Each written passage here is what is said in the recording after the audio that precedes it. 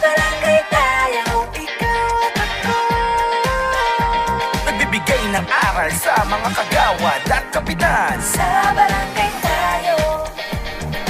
Welcome back mga kabarangay at kasama pa rin po natin si Cap Marvin Benis ng Barangay San Miguel Dos ng City of Dasmariñas, Cavite. Cap, tuloy-tuloy lang po natin yung usapan po natin kanina. Medyo naputol lang po tayo doon po sa inyong mga programa naman po. Unahin na po natin ito pong, ano po itong birthday cakes gift para po sa inyong mga barangay employees. Opo, ganito po. No? So, based kasi doon sa NTA na binababa po sa atin ng national government, medyo hindi kasi, dahil po galing ako sa SK, galing po ako sa Gawad, nakita ko rin naman po yung sakripisyo po ng ating pong mga kasamaan sa barangay. Bagamat hindi ko po sila mabigyan ng tamang benepisyo like SSS, GSIS.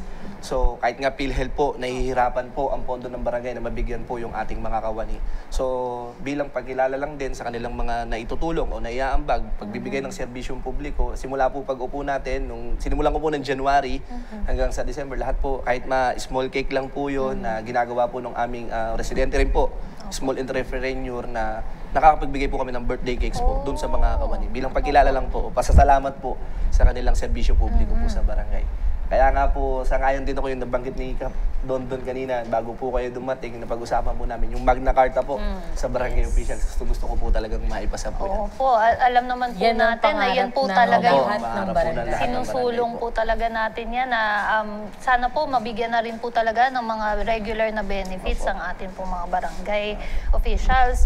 At nakakatuwa po ang programa ninyo dahil nabibigyan nyo rin po ng tulong, yun naman pong small business po na pinagkukuhanan nyo din po. Presidente rin po namin yun, ino-orderan po namin ng Ito naman, Cap, doon naman tayo sa mga senior citizen, PWDs, and solo parents.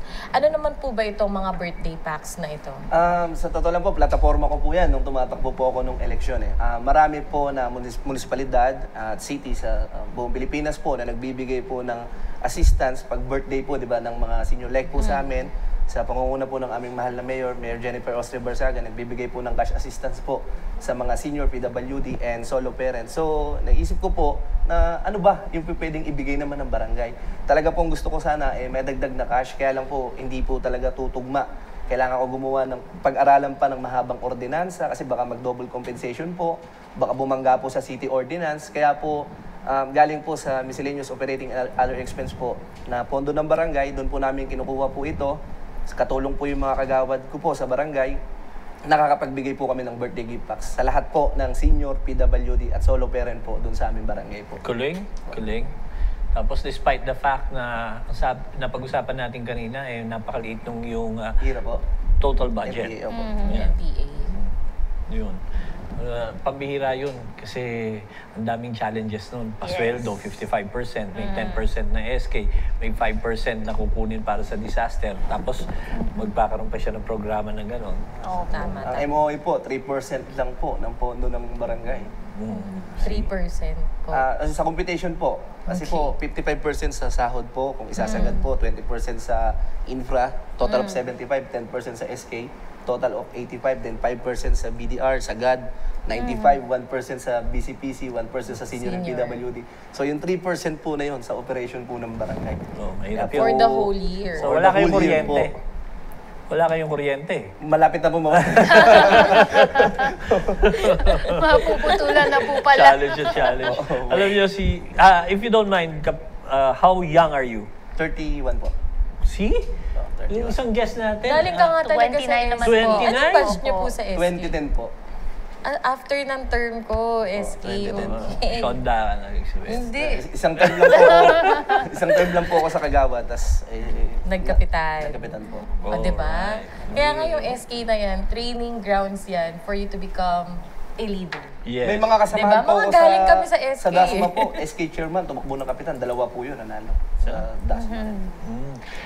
Sige, SK, Mike. Opo. Sabihin ko pa lamang po, yung mga guests po natin, despite po na napakababata pa po ng mga guests po natin, hindi naman po yun talaga nagiging hindrance sa kanila pong pagseserbisyo. At nakakadagdag pa nga po sa kanilang po experience at yung pong knowledge nila sa kung paano po sila magseserbisyo sa kanilang lugar. Kap, alam niyo po, ito pong next po natin na category ng mga programa. Favorite po ito ng atin pong minamahal na late Yuse Cap Martin Dino. Ano naman po yung mga programa nyo para po sa BADAC and Peace and Order? Opo. Actually, sa BADAC po, pangarap din siguro po ng ibang barangay po na maging drug cleared. So, by next year po, sa tulong po ng mga PNP namin, ina-apply na po namin na para maging drug cleared po yung aming pong barangay, kung ano po yung mga compliance na gawin. Magmula sa P-Woods, kung anong rehabilitation po yung gagawin po dyan. So, medyo inaral na rin po natin. Ito pong nakaraan po, umattend po ako ng seminar ng SICAP at BADAC sa may Tagaytay po. Then, nagpa-enhancement seminar na rin po ako sa BADAC. Nito lang po na nakaraan din po. So, yun po talaga. Gusto ko maging drug cleared yung barangay. Then, when it comes to peace and order naman po, patuloy pa rin po yung Ronda Patrol po ng aming Katanuran. At bilang dagdag po sa monitoring po ng aming barangay, nagpakabit po kami ng CCTV. Sa liit po ng pondo namin, nagpakabit po kami ng 16 CCTV cameras na IP na po. Connected po sa cellphone ko po. Galing. So kapag po, dala ko po yung cellphone ko, titignan ko lang po kung ano nangyayari po sa barangay. Nakakapagbato ng info sa mga barangay tanod po. Kap, napag-uusapan po natin yun nga po na medyo may kaliitan nga po yung budget po ninyo sa barangay. Paano po pa po ninyo napagkakasya po lahat po ng mga programs po na ito at nagagawan po ninyo ng paraan na talaga pong magawa po lahat to? Siguro number one yan, itap po yung mga non-government organization. Then sa tulong na rin po, kagaya nung nabanggit ko kanina na city government po namin, na gagawa po namin yung mga ganyang programa po. Bigay ko lang pong example, nung fiesta po namin, wala po kaming budget sa cultural. Ang total expenses po namin, umabot po ng 196,000. Puro solicitation lamang po yun. Ang piyesta nyo ay San Miguel kayo, no? Opo, September 29, sir. San Miglite, man. Opo, San Miguel. San Miguel. Kaya napakahalaga talaga, Kap SK, may ng relationship Yes. sa ating pong local government. Opo. Kasi talagang sila, pag hindi kaya ng barangay, sinasubsidize nila to. Tsaka tinutulungan din talaga nila. And yun pong iisip po kayo na out of the box na lumalapit din po kayo sa mga non-government agencies naman po para makahingi din po ng kaunting tulong para sa programa po ninyo. Meron na lamang po tayo, Kap, ito pong weekly cleanliness and yung livelihood program naman So po. sa weekly cleanliness po, kadugtong po yan ng ating pong barkada at kalinisan na patuloy po namin ginagawa po every week po. Siguro bigyan ko na lang din po diin yung livelihood po dahil ayan po yung chairmanship ko nung ako po ay barangay kagawad. So nagsimula po yung programa neto nung 2021 kasi doon lang po natapos na build yung aming pong livelihood office. So ang ginawa ko po dyan is nagtap po ako ng isang subcontractor dahil po inisip ko kung ano ba yung pwedeng maging livelihood program ng barangay na kung saan po hindi po kikita yung barangay, kikita po yung tao. So, malimit kasi sa mga programa ng livelihood, paano kikita yung barangay, paano may babalik yung pera ng barangay. So, ang inisip ko po, paano po kikita naman po yung tao. So, sa pamamagitan po ng pananahi, may yun po, nagtap ako sa isang subcontractor. Ang ginagawa po ng mga mananahi ko po doon, namin doon, is yung disposable PPE po.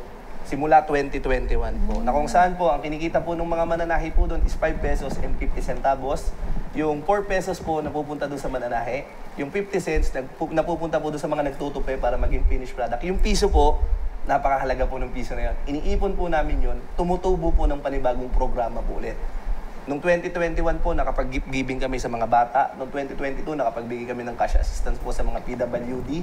May gift packs na rin po. Then, noong 2023, nagbigay po kami ng bigas para sa mga senior. At ito pong 2024, para naman po sa mga 4Ps at solo parent po. Yan ang maganda kapag medyo youth.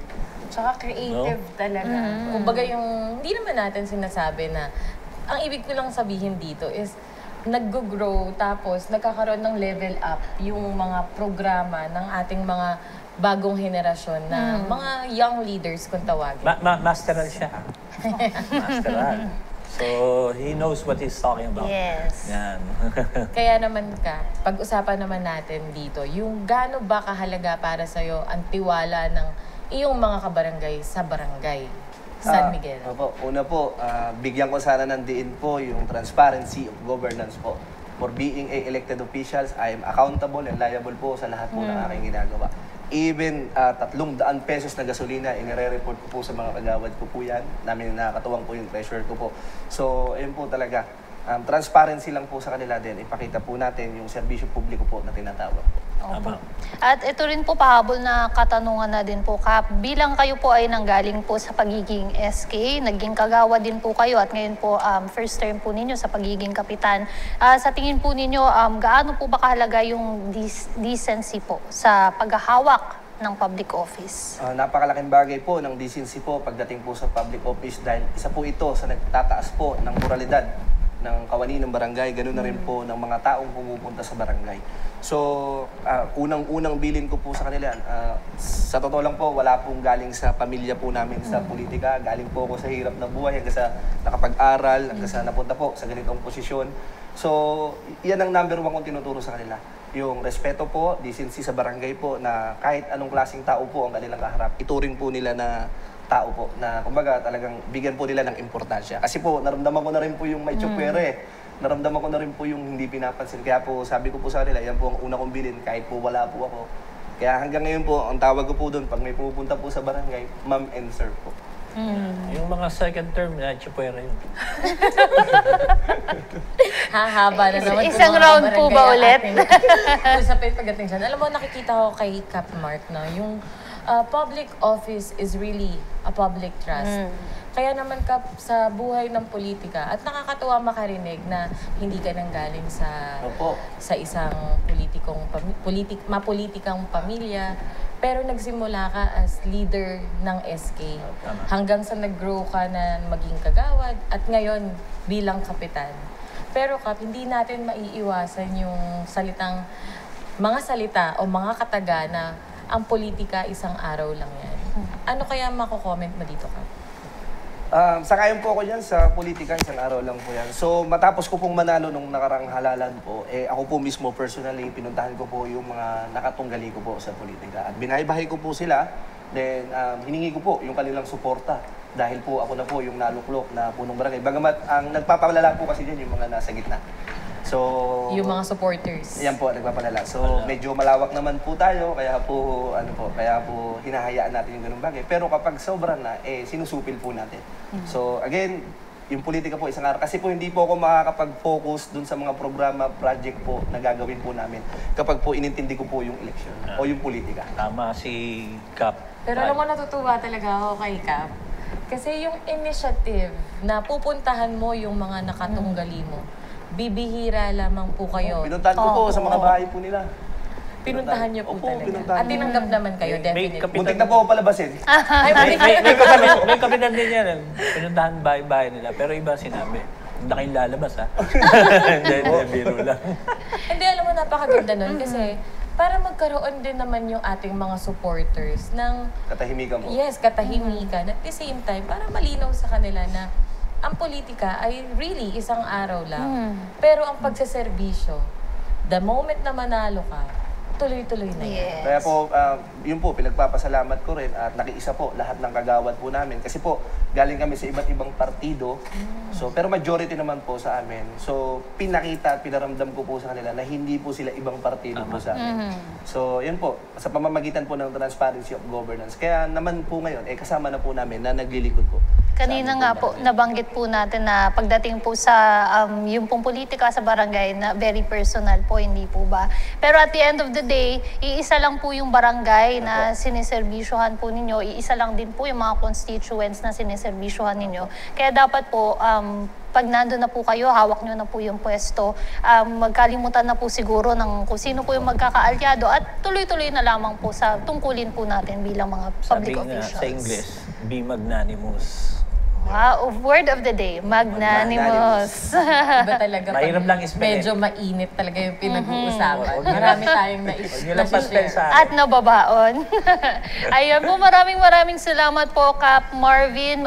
Bilang panghuling mensahe na lamang po sa inyo po mga constituents at pati na rin po sa ating mga televiewers. Take it away po. Sa mga tagapakinig po ng Sa Barangay Tayo, magandang hapon po sa inyo, sa amin pong mga kabarangay, constituents, sa aking mga kagawad, sa mga kamanini po ng barangay. Magandang hapon po sa inyo.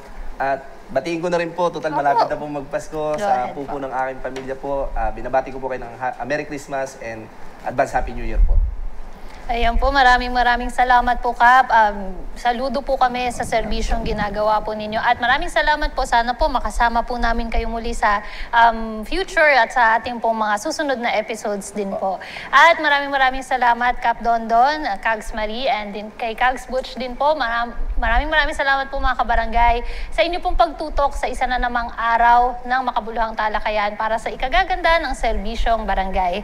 Muli po sa ngalan po ng ating Kap Dondon Francisco, Kags Marie Formentera Ferrer at ng ating pambansang kagawad Kags Butch Serrano, ako po muli ang inyong lingkod, SK Mai Salazar, at magkita-kita po tayo muli sa susunod na linggo dito lang sa Barangay Tayo. Sa barangay tayo, ikaw at ako. Sa barangay tayo, wow. Sa barangay tayo, ikaw at ako. Nagbibigay ng aral sa mga kagawad at kapitan. Sa barangay